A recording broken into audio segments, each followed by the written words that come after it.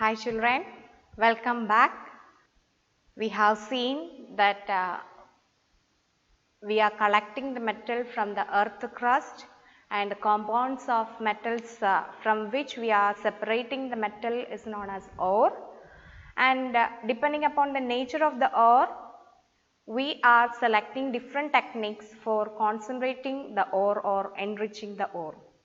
After that, depending upon the reactivity of the metals, we are selecting exact method for the extraction of the metal, and that depends upon the reactivity. If it is metals of low reactivity, we are taking it that ore and heating in excess of air, that is also known as roasting. So, we are roasting that ore, and after that self reduction is there, due to that we will get metal. Then in the case of moderately reactive metals, we have seen if the metal is existing as carbonate or calcination, on heating in the limited supply of air or absence of air, we will be getting corresponding metal oxide, and if it is sulphide or roasting also, that time also we will be getting corresponding metal oxide. After getting that metal oxide, it is reduced using carbon or displacement reactions are carried out, so that we will be getting the metal. Now, moving on to today's topic, we can see that how that metals of high reactivity are separated. How do we separate the metals of high reactivity? We can see that.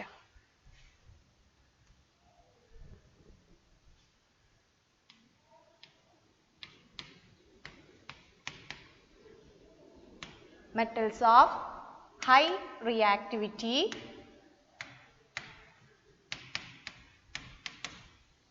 and its extraction. How do that metal is separated from its ore? Extraction. Okay. And we know that metals of high reactivity cannot be observed there in the pure form in the earth crust. Always they will be in the combined form. Okay. So, at that time we cannot, we have to take that corresponding metal ore, and normally of metals of high reactivity, for example sodium, magnesium, calcium, for all these we are adopting a technique of electrolytic reduction, because electricity is a powerful reducing agent other than any other reducing agent. For these metals they are highly reactive, so we are adopting for the extraction electrolytic reduction of the molten chlorides. In case of metals like sodium, magnesium and calcium, we are taking their molten chlorides and we are passing electricity through that, so that the metal will be separated there at the cathode. But in the case of aluminum, we are, instead of chloride, we are taking that aluminum oxide for the electrolytic reduction.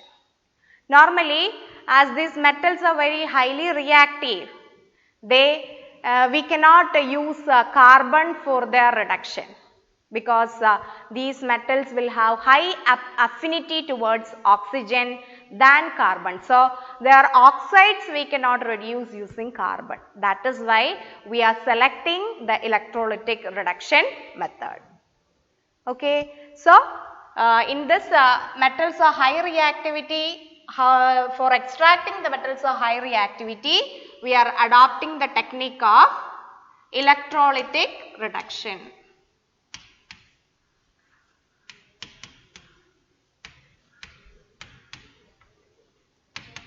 We can see one example, sodium chloride. For that we have to take a molten sodium chloride.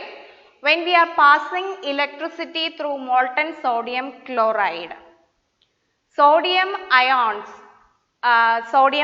when electricity is passed through that, sodium ions will be separated from that chloride ion, and sodium atom will be deposited there at the cathode, which is a negatively charged electrode. So, at cathode, sodium it is seen in the molten state as Na plus, will gain one more electron and will be converted into sodium metal and will be deposited there at the negative electrode cathode. Cathode is the negative electrode. Okay, and while passing electricity, chlorine is existing as chloride anions. So, at anode, that is positive electrode. When electricity is passing through molten sodium chloride, at anode, chloride ion will be reaching there, and this chloride ion loses one electron and will be converted into chlorine atom. After losing one additional electron and it will be converted into chlorine atom, two such chlorine atoms will combine there. Two chlorine atoms will combine there to produce a chlorine molecule, and that chlorine will leave from that anode during the reaction. So, when this metals are high reactivity, we are adopting electrolytic reduction there. Through their molten chlorides, we are passing electricity. At that time, at cathode, pure metal will be deposited, and at anode, their chlorides, chlorine, we are taking their chloride. So, chlorine gas will be liberated there at the anode. So, like this we can separate the highly reactive metals or extract the highly reactive metals. Right? Now, we can see after getting, now we have seen that second stage. First stage already over, and the second stage was the extraction of metal that we have seen for all the three different categories of metals. Metals of least reactivity, metals of medium reactivity, and metals of high reactivity. Once if the metal is getting then we have to take it to the third state. Third stage is purification process or refining metal. Now we can see stage 3. Third stage is refining. Refining is the purification of the extracted metal. Refining is the purification of the extracted metal. Once if we are getting that metal it may not be pure always. So, at that time we have to take that extracted metal for further purification or refining process. Now, we can see metals of high reactivity, just now we saw that they are separated by passing electricity through them, isn't it? So, the metal obtained through that electrolytic reduction will be highly pure. It will be most pure. So, such metals no need of taking for the third state. Only we can stop their separation and refining there in that electrolytic reduction itself. There we are getting the pure metal. So, no need of purifying that metal again, because in refining also we are using electricity for refining process, for the purification process. So, once if it is already undergone that refining process, there we are getting that pure metal. So, no need of further purification or refining of such metals, that is metals of high reactivity. Right?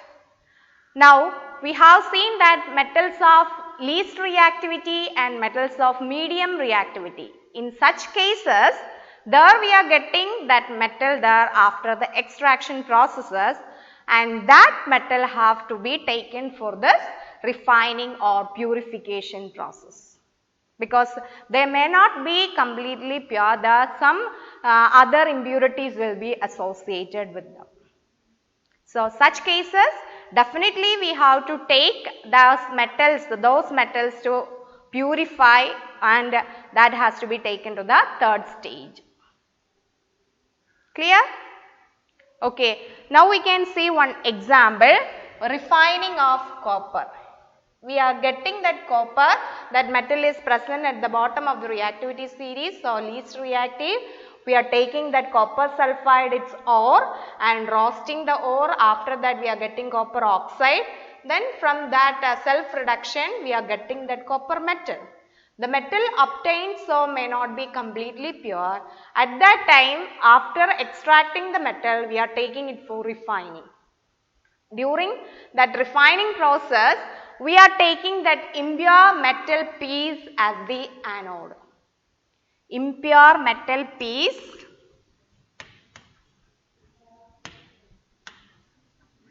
will be the anode, and a thin strip of pure metal will be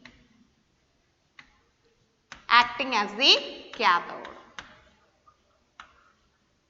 Thin strip of pure metal will act as the cathode, and then we have to select an electrolyte for the reaction.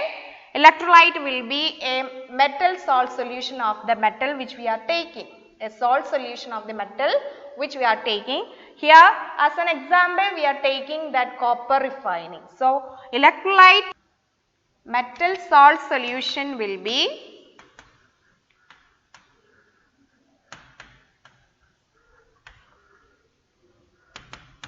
the electrolyte. So using, after fixing the anode, cathode and electrolyte, selecting it, we are passing electricity through that. So at that time what is happening, that we can see. Here for example we are taking copper metal purification, refining process, we are taking copper, and in that case we are taking that impure copper piece as the anode and pure thin strip of pure copper piece as the cathode, and then copper sulfate solution is the electrolyte. We are taking the copper sulfate solution as the electrolyte. So when that electricity in a vessel, we are conducting that reaction, and here we have to consider a big piece of copper as the anode.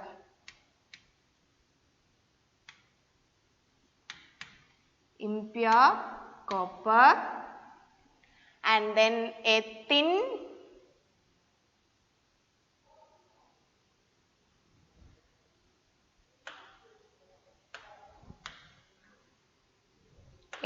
piece of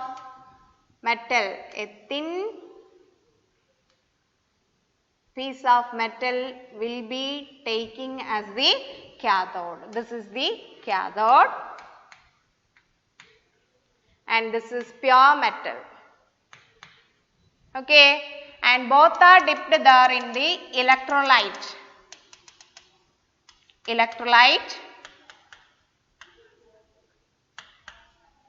Here taken as copper sulfate solution, in which copper is soluble. Okay, so this is taken as the pure metal cathode and impure as anode, and the copper sulfate as the electrolyte, and we have to join this through a cell.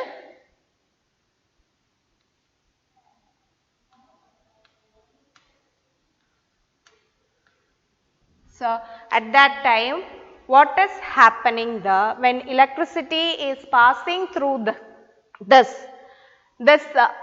pure metal from the copper metal from the anode will be going into the electrolyte.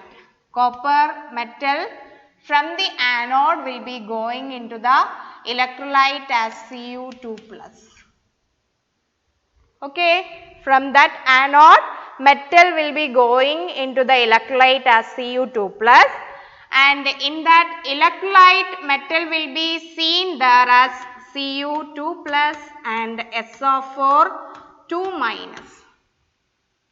In this electrolyte, the metal will be seen as Cu2 plus form. From the anode, the metal will be going into the electrolyte as Cu2 plus, and from the solution, Cu2 plus from the solution will get deposited there at the cathode. Not that it is not from the anode directly getting deposited there at the cathode. Instead of that, from the anode it is going into the electrolyte, and from the electrolyte that copper ions are getting deposited there as copper metal at the cathode. So, this is happening when electricity is passing through that, and during this time impurities present here, if it is insoluble impurities, that will be settled there at the bottom as anode mud. Impurities will, if it is insoluble, it will be settled down at the bottom of the anode, that is known as anode mud, and soluble impurities will remain in the solution. From the solution only copper 2 plus will be going there at the cathode and depositing as copper, isn't it? So, impurities which are insoluble will be deposited there at the bottom of the anode, which is known as anode mud, and the soluble impurities will remain in the solution. So, like this, those metals after extraction we are taking it for purification, and during that purification electrolysis we are doing and electricity is passing through. First we have to select that metal which is to be purified there, and that will be the anode there, and same metal, a thin strip will be acting as the cathode there, and salt solution of the corresponding metal will be acting as the electrolyte, and when passing electricity through that, metal from the anode will be going into the electrolyte solution, and from the electrolyte an equivalent amount of metal will be deposited there at the cathode. So, metal deposited at the cathode will be completely pure, and impurities will remain as anode mud. This is the refining process. Is it clear, children? So, we have seen the three stages of metal separation from the ore. First stage is enrichment or concentration of the ore. After that, we have seen the extraction of the metal. Then after that, we have seen the third stage, which is the refining process. So, all these three processes together known as metallurgy. Okay. Now, we can see the flow diagram for the complete reaction. Ore from the earth atmosphere we are getting after collecting the ore, or after identifying the ore, we are concentrating that ore using a suitable method there, and after that it is taken for the extraction. That extraction is depending upon the metal's reactivity. Okay, if the metal is highly reactive, metals are high reactivity, at that time we are adopting the technique of electrolysis of molten chloride. Just now we have seen. After electrolysing the molten chloride, we will be getting pure metal there. So, no need of further refining process, there we are getting the pure metal. Okay. Then metals of medium reactivity. Metals of medium reactivity, they are present as carbonate ore and sulphide ore. Both the ores are present there. If it is carbonate ore, calcination is conducting there. If it is sulphide ore, roasting. After calcination and roasting, we are getting a common thing, that is metal oxide. Once if the metal oxide is obtained there, it is reduced to metal using carbon or any displacement reaction. It can be reduced to particular metal using carbon, or we can use that highly reactive metal for the displacement reaction. After that we will get a metal there, and at that time it also may not be pure there, and so we have to take it for refining or purification process. Then metals of least reactivity we can see, low reactivity. Normally we are getting that sulphide ore. We have seen that mercury or cinnabar and copper or copper sulphide, isn't it? So at that time we are taking it for roasting. After roasting, self reduction is taking place there. We are getting the metal. And once if we are getting the metal, it may not be pure. Just now we have seen we are adapting electricity for making it pure, that is refining process.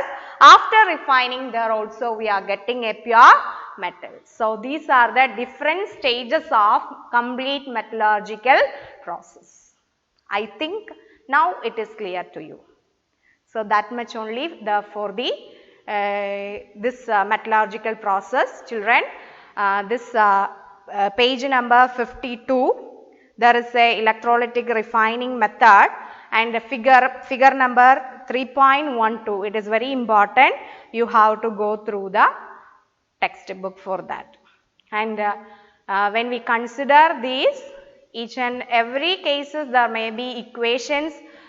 Study the equations properly and complete your notes according to the videos. Okay? Thank you.